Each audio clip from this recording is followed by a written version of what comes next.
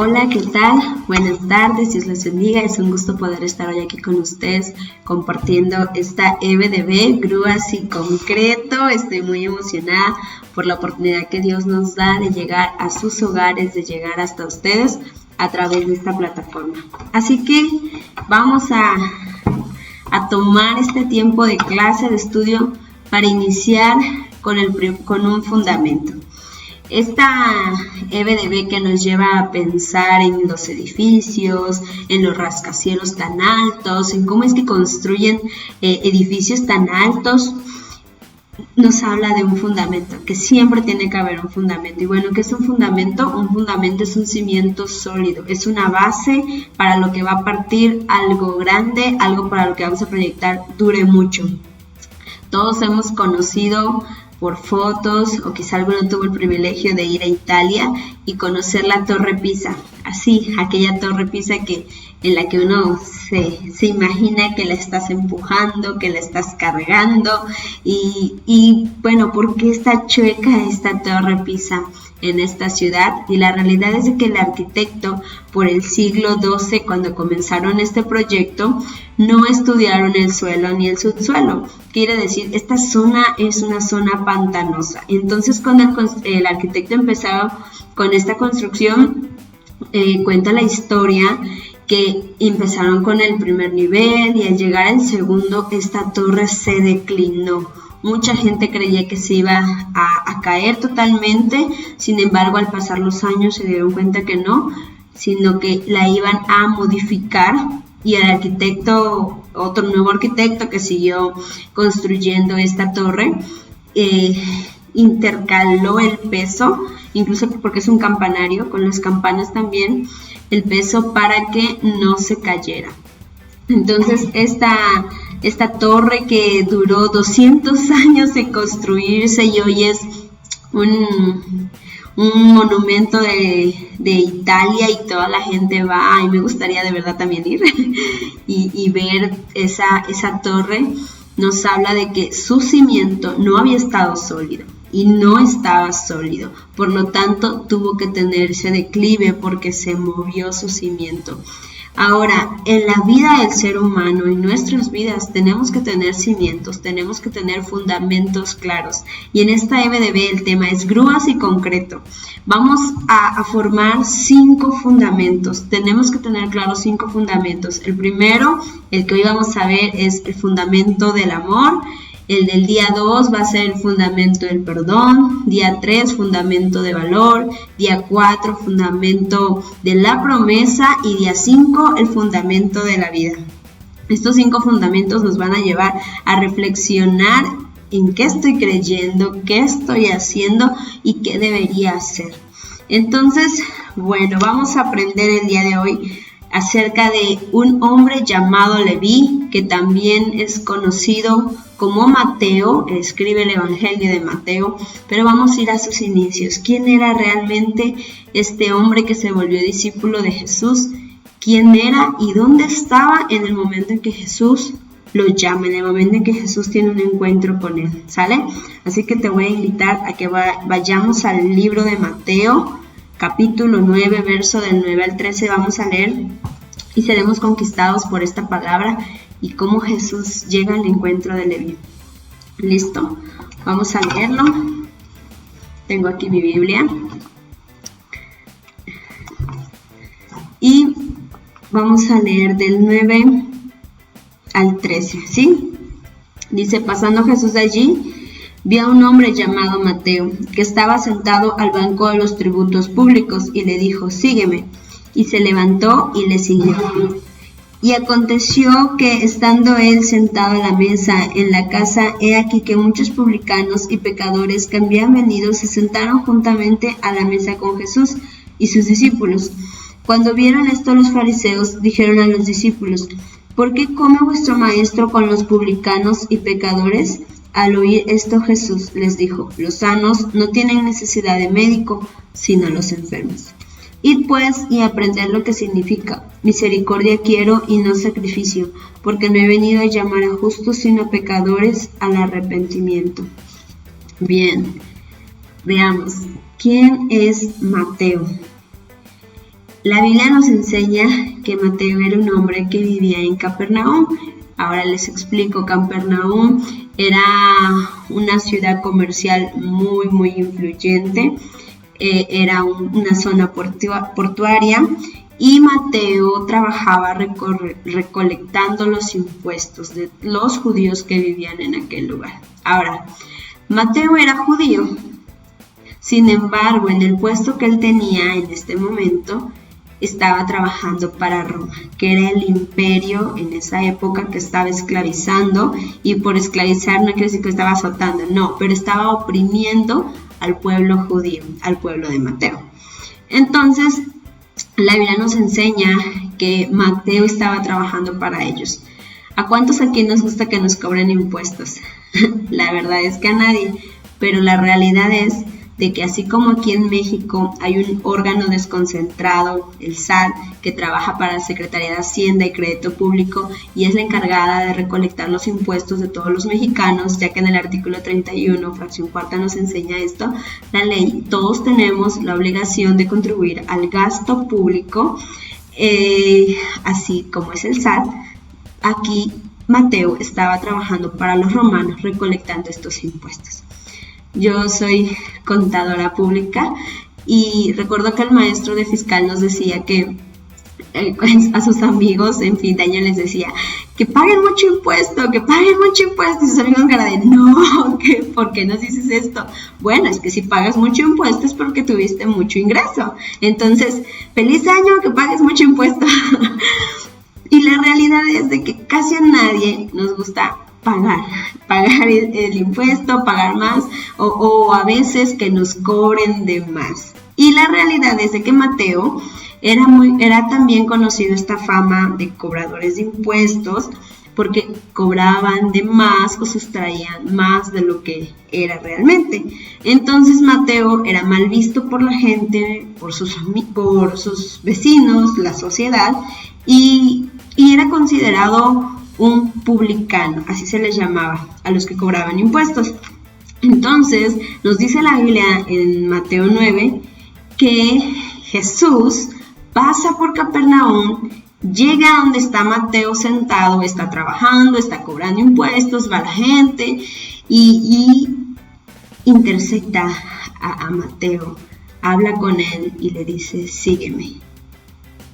Mateo estaba trabajando, estaba ocupado, él podría decirse económicamente, quizás no necesitaba, pero cuando tiene un encuentro con Jesús, él decide dejar las cosas que estaba haciendo y tomar un momento con Jesús.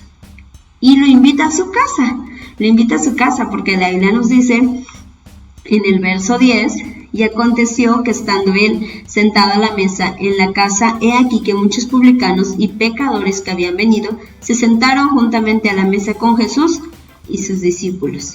O sea que Mateo también invitó quizás a sus amigos, otros más publicanos, otras personas, pero eran considerados como pecadores. Y estaban con Jesús a la mesa, sentados, platicando, y entonces empieza la gente a murmurar, a decir, bueno, este Jesús es maestro de la ley, es un rabino, él conoce de lo que dice la ley de Moisés, ¿y por qué es que se sienta a comer con pecadores, con publicanos, con personas que no tienen buena fama? ¿Por qué Jesús hace esto?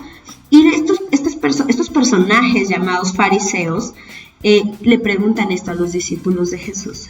Y Jesús, conociendo esta situación, hace esta aclaración. Y quiero que esto te quede muy grabado. Jesús dice en el verso 12 del capítulo 9, los sanos no tienen necesidad de médico, sino los enfermos. Lo vuelvo a repetir. Los sanos no tienen necesidad de médico, sino los enfermos. Ok, Jesús nos está diciendo que hay dos clases de personas y que esta frase que dice Jesús es algo muy lógico, ¿verdad? Alguien que está sano no va al doctor, no se presenta. Es como yo que solo llevo el carro al taller cuando ya tiene una super falla, pero antes a veces no lo llevo a revisión, pero cuando ya está muy mal, sí se lleva al taller. Cuando tú ya estás muy mal o estás muy enfermo, ya vas al médico, sacas tu cita y estás ahí hasta que te atiendan, ¿no? Y Jesús dice esto, aunque es muy obvio, pero lo dice para enfatizar a qué había venido Él. Y en el verso 13 dice, id y aprended lo que significa, misericordia quiero y no sacrificio, porque no he venido a llamar a justos, sino a pecadores al arrepentimiento. Oye, espérate, entonces Jesús está diciendo súper claro que había venido por aquel publicano. Jesús está aclarándole a esta clase de personas llamados fariseos que Él había venido a las personas necesitadas de Él, a los enfermos, a los pecadores y a aquellos que no conocían de Dios. Entonces, la palabra nos enseña que Jesús no hizo acepción de personas y que para Jesús no necesitaba ser un gran maestro de la ley, o no tenías que ser un gran personaje delante de la sociedad, o no tenías que tener una buena fama para que Él se acercara a ti, sino todo lo contrario. Fue aquellos que realmente no tenían una buena reputación, fue aquellos que necesitaban de Él y fue aquellos que eran criticados por la gente.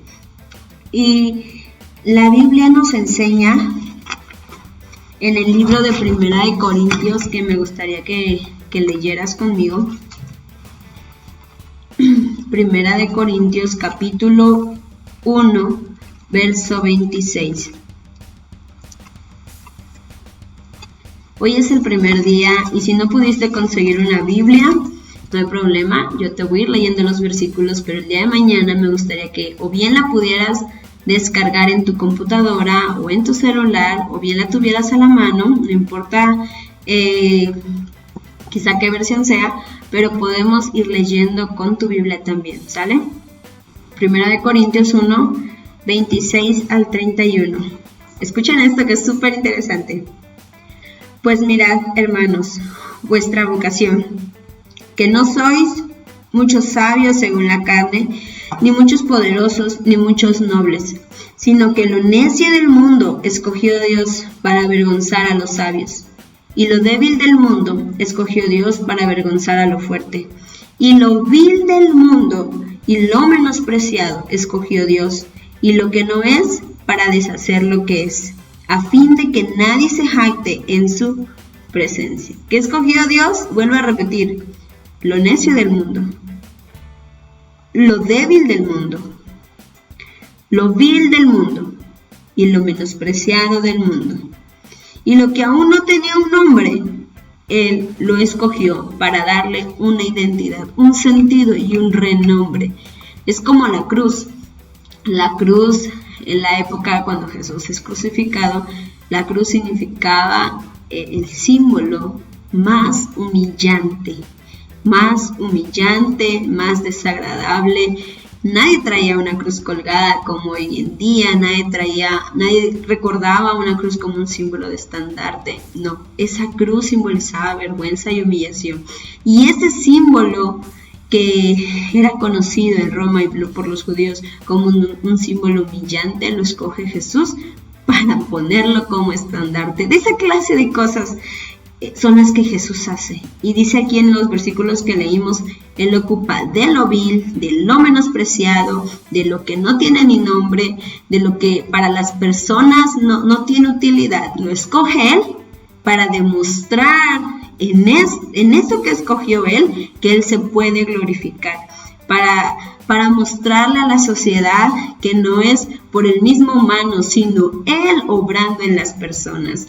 Entonces Jesús, cuando escoge a este discípulo, Mateo, Él lo escoge no por su buena fama, no por sus buenas obras, no por el dinero que tenía, no porque era una persona perfecta, no, todo lo contrario, lo escoge porque tenía una mala fama, lo escoge porque lo amaba, lo escoge porque a pesar de lo que era Mateo, no iba a impedir lo que iba a ser Dios en la vida de Mateo, así como en la tuya y en la mía. No es quién sea yo, no es quién sea Jamie, sino es quién es Dios en Jamie, lo que Dios puede hacer en mi vida. Y el fundamento de hoy es el amor. Y el lema que también me gustaría que guardaras en tu corazón es de que Jesús eligió amarme. Jesús eligió amar a Mateo, Jesús eligió amar a Jamie y Jesús elige amarte a ti.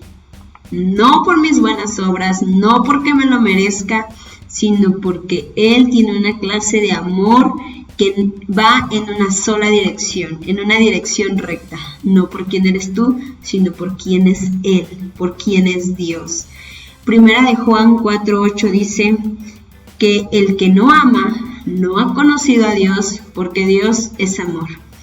Nosotros como jóvenes, cada vez que pensamos en amor o pensamos en relaciones, en una intimidad con alguien, quizá a veces pensamos en los padres o en una pareja, pero lo primero que debería venir a nuestra mente, y es curioso porque no suele pasar así, es Dios.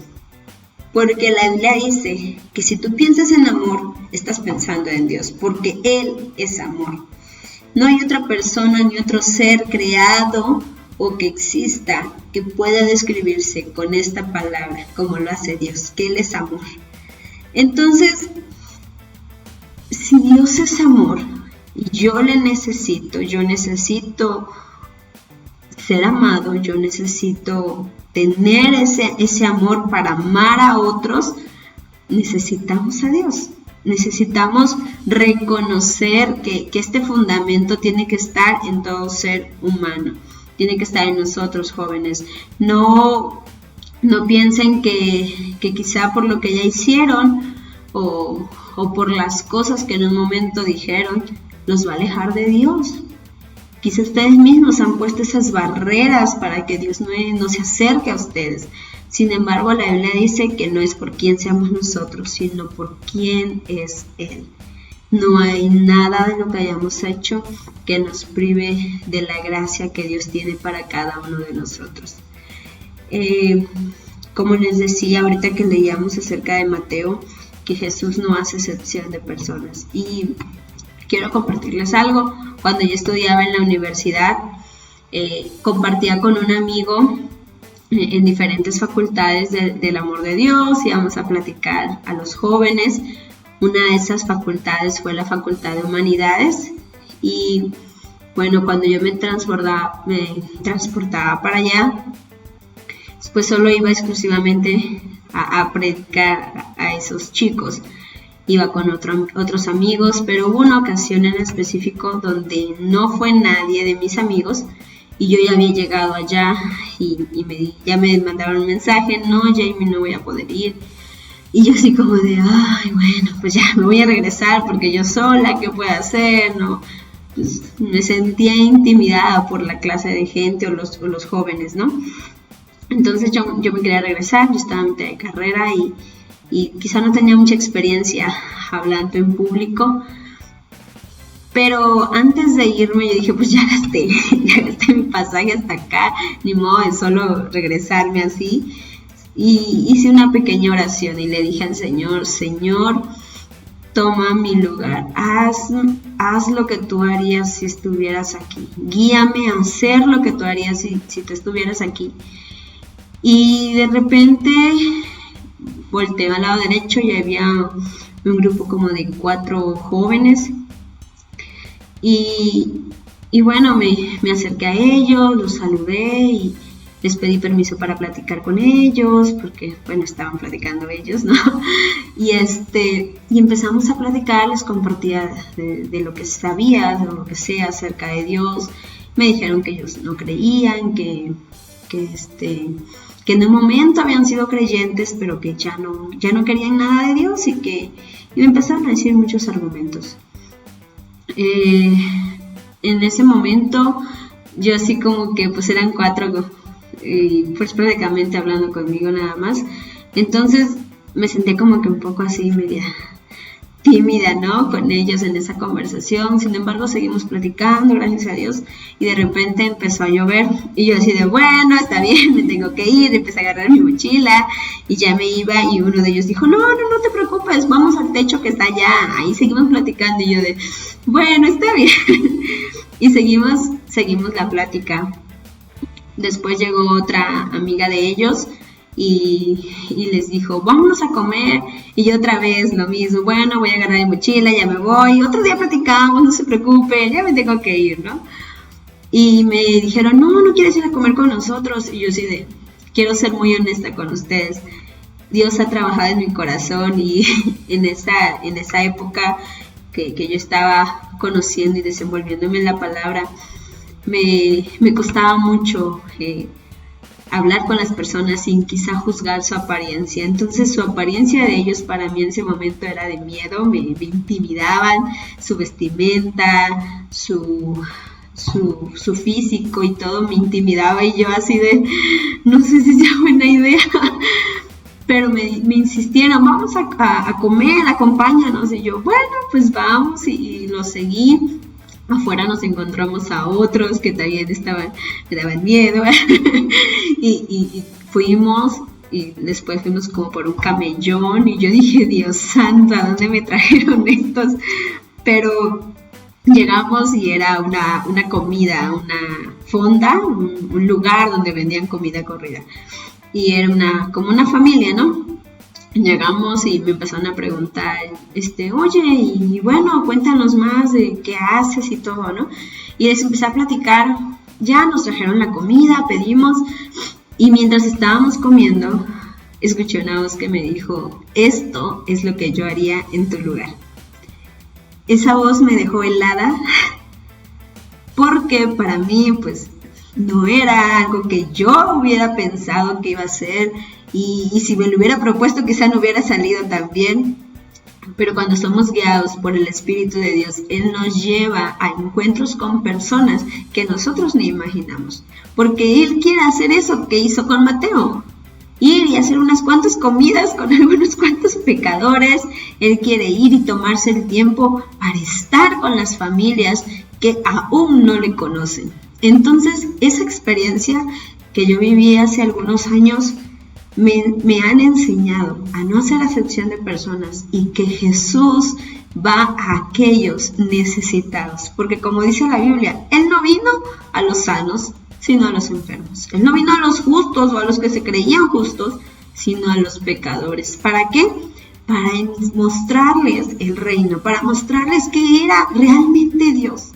Mucha gente hoy critica a Dios o habla de Dios como si lo conocieran, y la realidad es que no, porque cuando realmente leemos la Biblia y conocemos al Señor, nos damos cuenta que Él es amor. Y si alguien me ama, ¿por qué yo debería rechazarlo? Y si alguien me quiere y quiere lo mejor para mí, y me procura, me busca, me anhela, ¿por qué yo debería rechazarlo?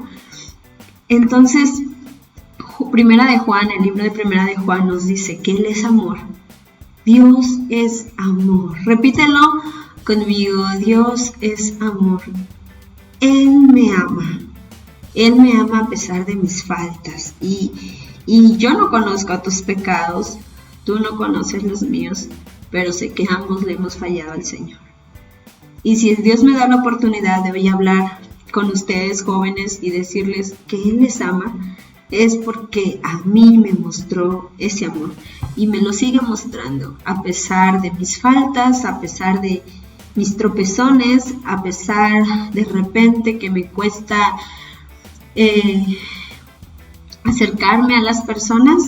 Él ha vertido gracia sobre mí, y quiero que también ustedes conozcan de este Dios de amor. Jesús elige amarnos y no podemos negarlo. Él nos ha dado este regalo. Hay un texto que es lema en esta EBDB, en esta Escuela Bíblica de Vacaciones. Es Filipenses 1:6. Lo voy a leer. Dice: estando persuadido de esto, que el que comenzó en vosotros la buena obra, la perfeccionará hasta el día de Jesucristo. ¿Qué quiere decir? Que la Jamie que conoció a Jesús hace algunos 10, 11 años, ¿va a seguir igual? Que la Jamie que estaba en la universidad y hacía acepción de personas y veía a las personas y les daba miedo, era intimidada, ¿va a seguir igual? Que Jamie que el día de ayer quizás cometió alguna falta, ¿va a ser igual? No. La Biblia nos está diciendo que el Señor, que Jesús quiere perfeccionarnos, que el Señor quiere transformarnos y que esta transformación va a durar hasta que Jesús venga. Y ese es otro fundamento que vamos a ver en el día 4, en el día de la promesa. Así que hoy guarda esto en tu corazón. El Señor te ama, sí, el Señor te ama a ti que crees que eres ignorado por la sociedad, que crees que Jesús no te toma en cuenta, que crees que te han pasado tantas cosas y hasta has dudado del Señor. Pues a ti Jesús te ama y quiere tener una cena contigo, una comida contigo, quiere vivir contigo y quiere mostrarte de su amor que solamente Él da. Tómate un momento para reflexionar en esto y vamos a hacer una oración agradeciendo a Dios por recordarnos su amor, su bondad para aquellos que no le conocen y recordar que Él tiene un momento para todos, que nos va a ir perfeccionando, nos va a ir transformando hasta el día que Jesús venga por nosotros, ¿sí? Así que oramos, cierra tus ojos, de verdad, cierra tus ojos conmigo. Jesús, doy gracias porque a través de esta vida de Mateo recordamos que no haces excepción de personas, recordamos que eres un Dios bueno, un Dios lleno de amor, un Dios que quieres que nosotros seamos transformados por ti, quieres demostrarnos tu verdad, quieres mostrarnos, Señor, tu fidelidad y que tú siempre estarás ahí para nosotros. Como jóvenes tenemos muchos distractores, como jóvenes a veces nos dejamos llevar o persuadir por personas, por comentarios, por la sociedad o a veces por algún familiar. Yo te pido, Señor, que sea esta palabra la que nos ayude a tener fundamentos de amor, fundamentos donde nuestra vida la pongamos siempre en tus manos. Oro por aquellos que están viendo esta plática, esta clase sobre el fundamento de amor. Oro por aquellas vidas que van a ser, Señor, alcanzadas, por aquellas personas que recibirán este mensaje, que sea de bendición y que este mensaje traiga buenos frutos en sus corazones, en sus vidas, Señor, para que ellos puedan percibir la buena obra que has comenzado en ellos. Te doy gracias por este tiempo, en el nombre de Jesús. Amén. Y agradezco al Señor y a ti por haber escuchado esta clase.